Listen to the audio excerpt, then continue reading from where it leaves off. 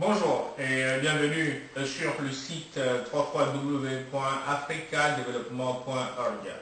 Dans cette partie de montage électrique qui nous conduira à voir toute une série de phases d'installation électrique, que ce soit dans la domotique, c'est-à-dire l'installation de l'électricité à la maison, et que ce soit dans l'installation industrielle, donc l'alimentation d'un moteur, le démarrage d'un moteur, démarrage d'un ventilateur, démarrage de tous les équipements électromécaniques que vous trouvez dans l'industrie.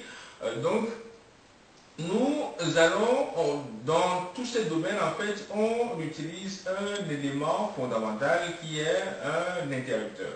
Donc, nous allons commencer cette partie par la découverte d'un interrupteur. Qu'est-ce que c'est qu'un interrupteur? Comment est-ce qu'un interrupteur, de quoi est-ce qu'un interrupteur est composé? Comment est-ce que nous pouvons fabriquer un interrupteur en Afrique? C'est ça, en fait, l'objectif, en fait. Donc, comment est-ce que nous pouvons fabriquer nous-mêmes, avec les matériaux que nous disposons en Afrique, un interrupteur, bien sûr, en respectant toute la normalisation nécessaire que nous pouvons créer nous-mêmes. Si nous ne le créons pas, nous pouvons utiliser la normalisation européenne, qui est une norme assez fiable, mais l'idéal, en fait, c'est que nous disposons, en fait, de notre propre norme en Afrique, évidemment en respectant toutes les sécurités qui s'imposent dans le domaine de l'utilisateur. Donc, qu'est-ce qu'on appelle un interrupteur? Quels sont les différents interrupteurs qui existent? De quoi est composé un interrupteur? C'est ce que nous allons voir par la suite. Donc, vous disposez tous chez vous ce petit appareil que vous avez dans votre salon, dans la cuisine ou dans la chambre à coucher. Vous avez tous ce petit appareil que nous appelons communément un interrupteur. Ici, on va bien préciser un interrupteur unipolaire schéma 1. Donc cet appareil, vous le connaissez tous, mais de quoi il est composé, quels sont les usages qu'on peut en faire à la maison et quelles sont les applications industrielles de cet appareil. Un interrupteur tel que vous le voyez ici est un appareil très simple qui permet d'établir ou de couper le courant. Donc cet appareil a deux positions, il est très utilisé en électricité, en mécanique, en électronique et même en informatique. Donc, il dispose de deux positions, une position 0 ou une position 1. Dans la position 0, il laisse un circuit ouvert, donc le courant ne passe pas. Dans la position 1, il ferme donc le circuit et le courant passe.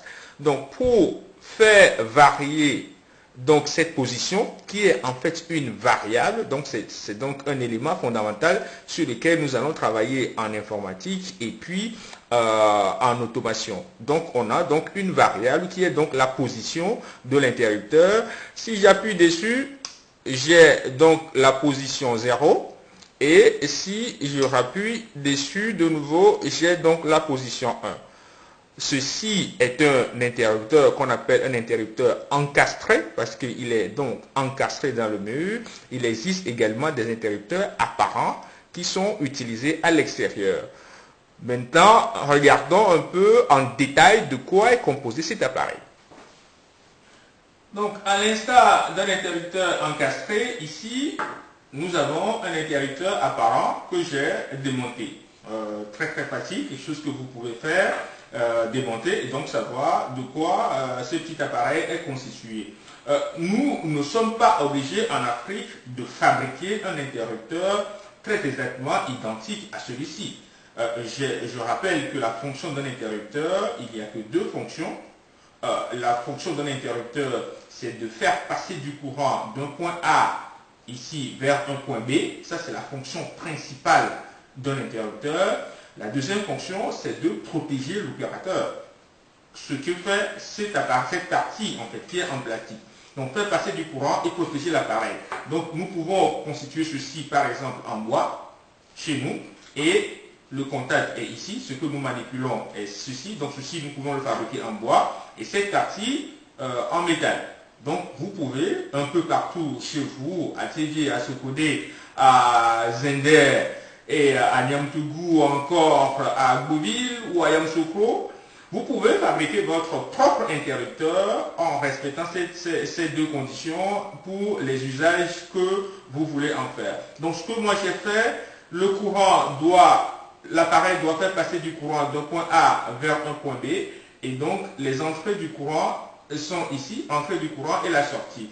Donc moi j'ai juste mis une connexion ici également, et je vais essayer de fixer cet appareil sur ce support. Et cela me permettra de l'utiliser à plusieurs fins et le déplacer dans les installations, dans les circuits électriques. Je peux l'utiliser pour faire tout ce que je veux. Donc vous avez ici tous les éléments. Il n'y a rien de compliqué dans cet interrupteur, et nous ne devons pas rester simples consommateurs, mais nous devons pouvoir fabriquer cet appareil d'une façon plutôt, je dirais, beaucoup plus sophistiquée que ceci.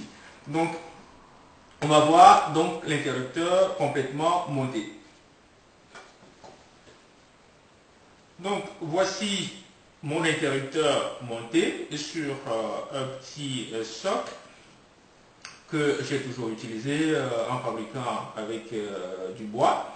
Donc je l'ai assemblé en sortant les deux contacts par le bas, donc l'entrée et la sortie par le bas, et donc en le fixant afin d'utiliser des fiches connecteurs et alimenter mon interrupteur. Les deux positions sont ici, position 0, position 1 qui sont ici. Voilà, mon interrupteur est entièrement monté, interrupteur unipolaire.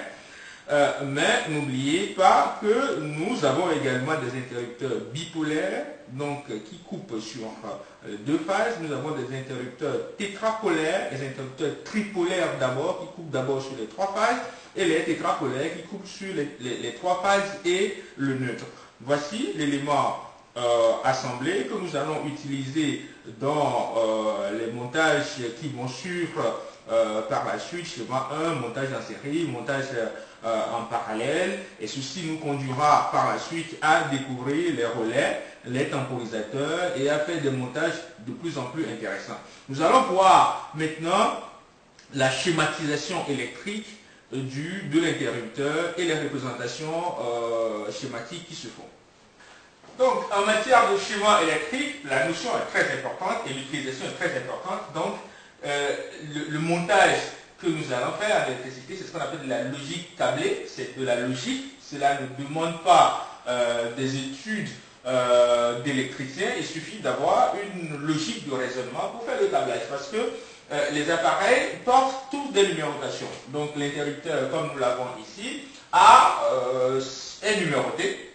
Donc 13 pour l'entrée, 14 pour la sortie. C'est ce qu'on appelle ici un interrupteur normalement ouvert, c'est-à-dire à l'état de repos, l'interrupteur ne laisse pas passer du courant. Donc la représentation conventionnelle schématique que vous retrouverez donc dans les schémas, ce sont les deux représentations que j'ai faites ici au tableau. Ici, cette partie, vous avez l'interrupteur qu'on appelle un interrupteur NO, normally open ou normalement ouvert.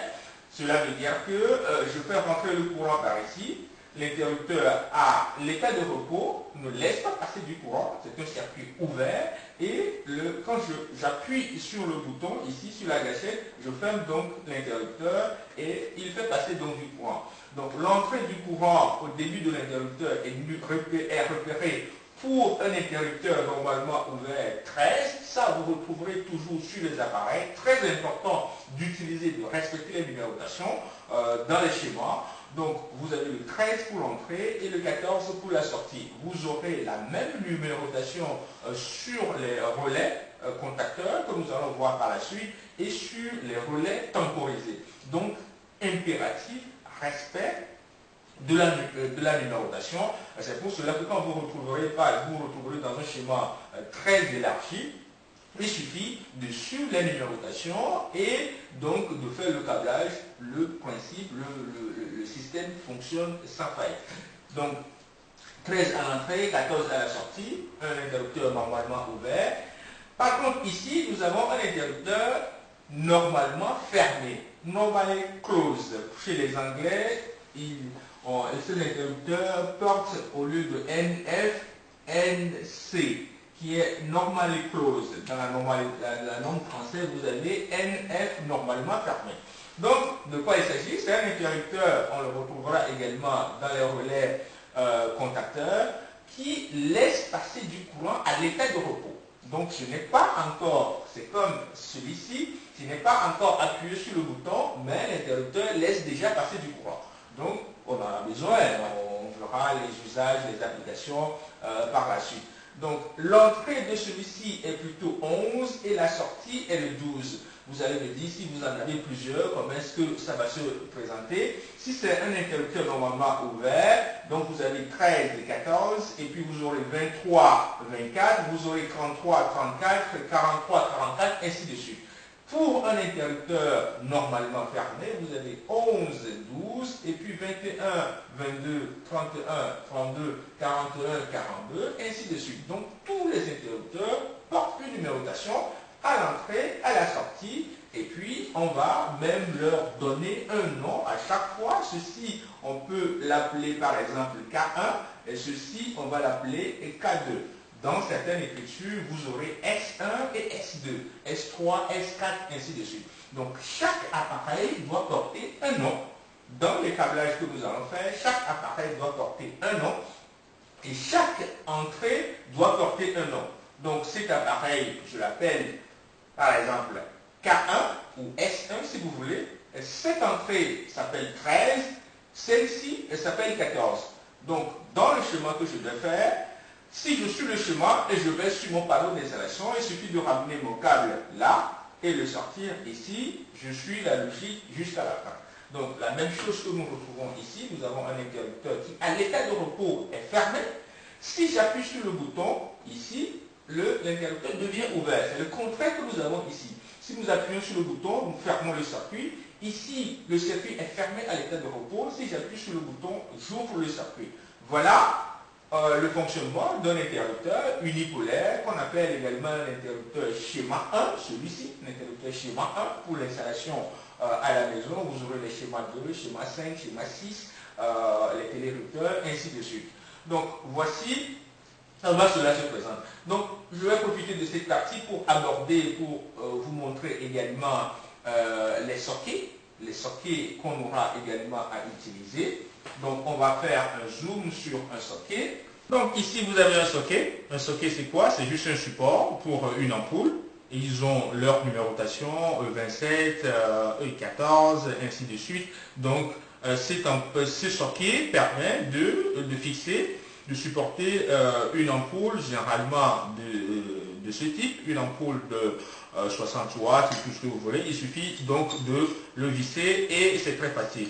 Et ce qui est très important à remarquer, c'est que ce socket, nous devons pouvoir le fabriquer en Afrique. Nous pouvons fabriquer ce socket. Il n'y a rien de compliqué là-dedans. Il n'y a que deux contacts à l'intérieur qui servent en fait de support pour cette partie. Donc l'ampoule a deux électrodes. Donc cette partie, une électrode et le pourtour ici qui constitue une électrode. Donc un support à l'intérieur qui a contact, qui transmet le courant à cette électrode et le support du côté qui est le support latéral ici qui transmet le courant à cette partie. Donc vous savez qu'à l'intérieur nous avons juste un filament en tungstène et donc c'est juste une résistance chauffante en fait. Et tout ceci, nous pouvons le fabriquer en Afrique en utilisant du bois ou du plastique ou du matériel que nous disposons. Afin de le monter sur un support, moi j'ai sorti donc les contacts ici et je vais donc le fixer sur une planche pour les besoins que nous verrons par la suite. Donc ce socket est un élément très simple. Donc à la fin de ceci, vous pouvez faire un montage électrique à la maison ou réparer un montage à la maison très facilement. Nous passons voir un tout petit peu la représentation de quoi est composé ce socket au tableau.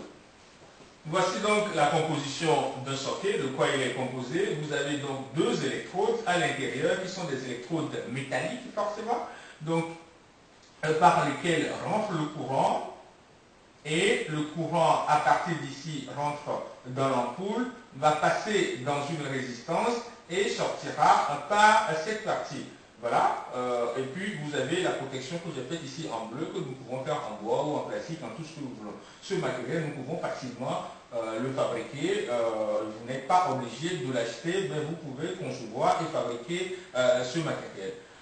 Nous allons voir par la suite les usages de cet ensemble. Voici en fait, ceci termine l'application sur les sockets et sur les interrupteurs. Nous passerons à l'application pour voir comment est-ce que nous pouvons assembler ceci et les utiliser. Je vous remercie.